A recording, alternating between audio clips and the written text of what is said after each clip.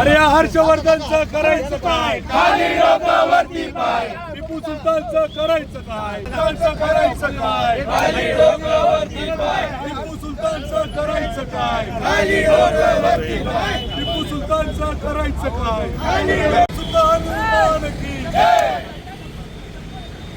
शहरातल्या ज्या टिपू सुलतानचं उदात्तीकरण करू पाहणाऱ्या ज्या वृत्ती आहेत त्यांचा आम्ही प्रथमतः निषेध व्यक्त करतो.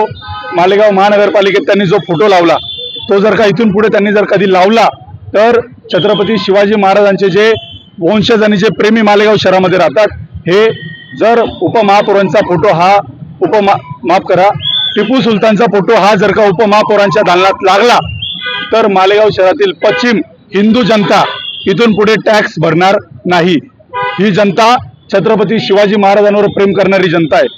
मालेगाव महानगरपालिका ही हिंदूंच्या टॅक्सवर, हिंदूंच्या करपट्टी नळपट्टीवर पोचली जाते आणि अशा मालेगाव महानगरपालिकेत पवित्र छत्रपती शिवाजी महाराज डॉक्टर बाबासाहेब आंबेडकरांचा फोटो लागला पाहिजे. परंतु तिथे जर का टिपू सुलतानचा फोटो लागला तर त्या उपमहापौरांना मी इशारा देतो, हिंदू समाज सहन करणार नाही आणि इथून पुढे कोणत्याही प्रकारचा टॅक्स हिंदू समाज मालेगाव महानगरपालिकेला देणार नाही.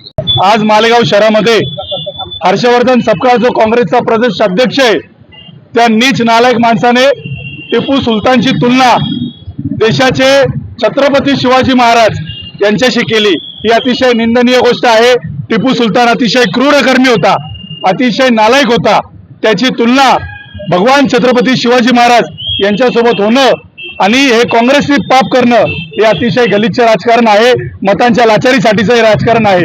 हे हिंदू समाज आणि शिवप्रेमी कधीही सहन करून घेणार नाही आणि म्हणून टिपू सुलतानचा आणि हर्षवर्धन सपकाळच्या पुतळ्याचं फोटोचं दहन आज सकल हिंदू समाज मालेगाव यांच्या वतीने करण्यात आलेलं आहे.